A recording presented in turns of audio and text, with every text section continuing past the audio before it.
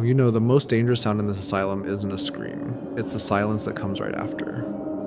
I heard that silence in the cafeteria today. It used to be just a room, a place to eat bad food and be left alone. Now it feels like a courtroom. The second I walk in, the talking just stops. Not all at once, just in little pockets, like a disease spreading. The sound of a fork hitting a plate suddenly sounds like a gunshot. A chair scraping the floor feels like an accusation. Every eye in the room finds me for a second, then darts away. Like looking at me for too long is contagious. This is my life now. I'm a ghost at my own job, haunting the edges of a place I've worked for 30 years. The truth I was so desperate to find, about a murdered nurse named Helen Evans and the monster who runs this place, Superintendent Croft. It didn't give me a weapon. It just painted a target on my back.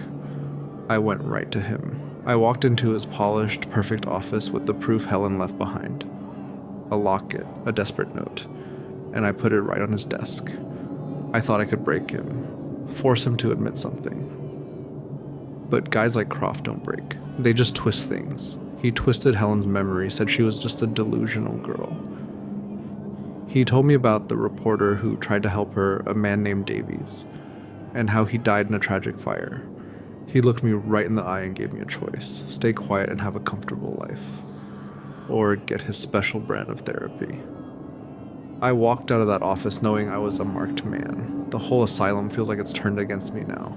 The days after that were a new kind of hell. It was a slow, quiet freezing out. The truth I was carrying, it felt like a sickness the other staff could smell on me. Their eyes, which used to just slide past me, now jumped away when I got close.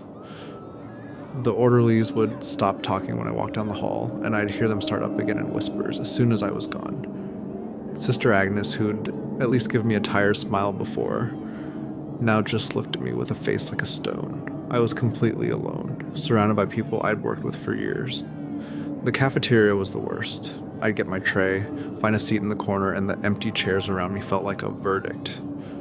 I started walking the forgotten wings of the asylum just to feel like I was somewhere real. The silence in those abandoned wards felt honest. I'd sit for hours in the old, dusty chapel, and I'd just whisper everything I knew to the empty room. It was the only confession I could make. The little bit of fight I felt after confronting Croft. It started to feel stupid. The isolation was grinding me down, making me doubt myself. Were they right? Oh, was I the one losing my mind? I'd hold on to the memory of Helen, of the cold anger I felt when Croft talked about her. But it was like trying to keep my hands warm over a dying ember. That's when I started writing it all down. In my little room, under a weak light bulb, I filled notebooks with everything. The things I saw, the things I remembered, the conversations I overheard. My handwriting was a mess, just a frantic scribble, trying to get the truth on paper before it disappeared from my own head. These notebooks became the only place I felt safe.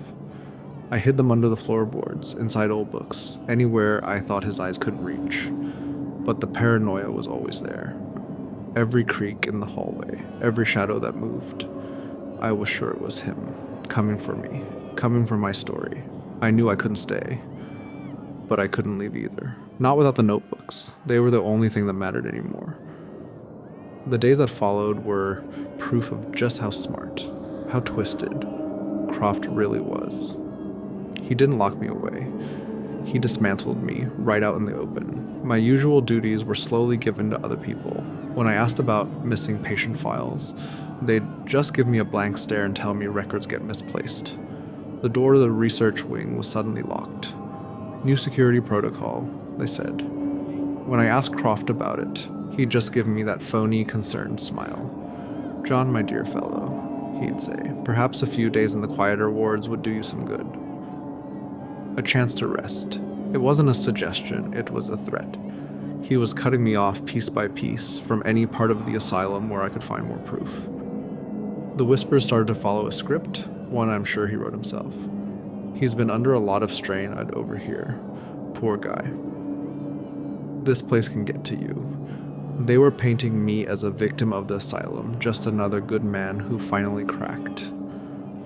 Croft himself would pull me into these long, circular talks about the fragility of the mind, basically telling me that my reaction to the horrors here wasn't a sign of a conscience, but a sign that I was losing it. He was gaslighting me with my own job's vocabulary, and it was devastatingly effective. I'd find myself replaying conversations in my head, picking apart my own memories, wondering, did I really see that? Or did I imagine it? The flickering lights, the low hum of the machines. It all started to feel like a personal attack, a campaign designed to make me question reality itself. It was in the middle of this slow, grinding collapse that she showed up. A woman, standing at the edge of the asylum grounds. She was just still, and her posture was defiant. There was an energy about her that cut through the usual gray misery of the place. As she walked toward the entrance, I felt this strange jolt of recognition in my gut. I had to know who she was. When our eyes met, I knew why. It was the haunted look in her eyes, the same look I'd seen on so many patients. Her name was Eleanor Vance. "I'm looking for answers," she said, her voice quiet but strong, "about my sister. Sarah Vance." The name hit me like a punch to the gut. A file I'd seen, a story Croft wanted buried deep. I lied, of course. I told her I didn't recognize the name, but she saw something in my eyes. She told me her sister's death here was unnatural, that the official story was a lie.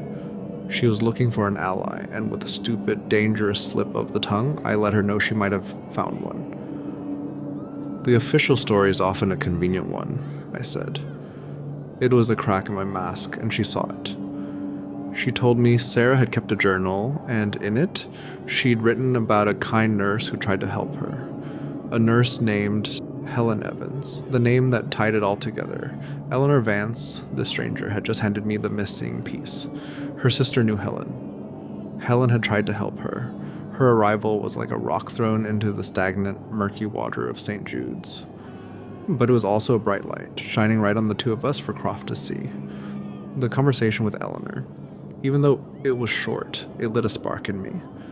A little bit of hope that maybe I wasn't completely alone in this, but the first thing I thought was how much danger she was in. Croft loves to isolate people. An outsider asking questions about one of his old experiments? That's a huge threat. As she walked away, I knew I had to warn her. I had to make her understand how this place works. This asylum, it has its own ways of dealing with people who ask too many questions, I told her, keeping my voice low. Dr. Croft, he's very thorough. She got it. But she was desperate to know what happened to Nurse Evans. I gave her the official story that she'd been transferred, but Eleanor had more. A letter from Sarah, written right before she came here. She wrote about a shadow in the asylum, a doctor who promised to heal but did something else entirely. She wrote about a kind nurse who saw her crying and whispered promises of truth. I held that letter in my hand. A real link to one of his victims, and I knew I was crossing a line. We weren't just two people searching in the dark anymore. We were a conspiracy. A fragile alliance against a very patient monster. The heavy silence of St. Jude's had always felt like a blanket, meant to smother any real thought. But Eleanor showing up, her raw need for answers, it stirred something in me, and it made me remember something. A patient I'd seen earlier that day, a young woman just staring into space. I'd written her off as another lost soul. But now thinking about Eleanor's sister, Sarah, and the kind nurse, Helen Evans, that woman's face came back to me. I found her again sitting by a window. When I spoke to her, something changed. For just a second, her eyes were clear. The birds, she whispered. They sing a sad song today. It wasn't just rambling. It was sad. I knelt down beside her and she started talking about pages of whispers and a kind voice telling secrets. What did they say? I asked her, my own voice a whisper. They said the treatments. They weren't right, she said. That something was being taken.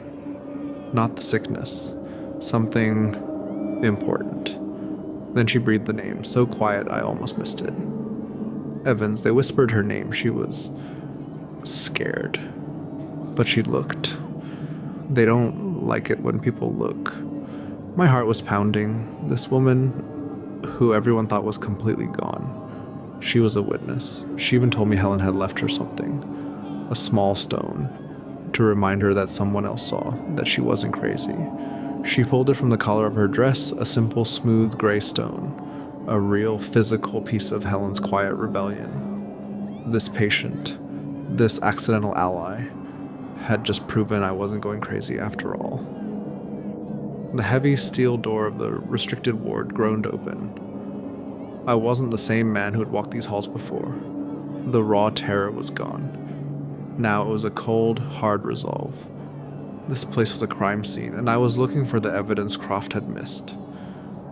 I remembered what the patient said about the birds, and I scanned every surface, every forgotten corner. In a small alcove, on a dusty desk, I found it. A small, crudely carved wooden bird. It was worn smooth, like someone had held it in their hand for a very, very long time. And on the bottom, carved deep into the wood, were 3 words: for the forgotten. This was it. This was Helen's defiance, a silent promise to the souls Croft was trying to erase. This was her act of remembrance, a little piece of the world outside these sterile walls. I carefully bagged the small bird. It wasn't just wood, it was a fragment of hope, a piece of a murdered woman's soul. The guilt I had carried for so long, it started to change. It hardened from shame into a pure, cold anger. My fight wasn't just for my own sanity anymore, it was for them, for the forgotten.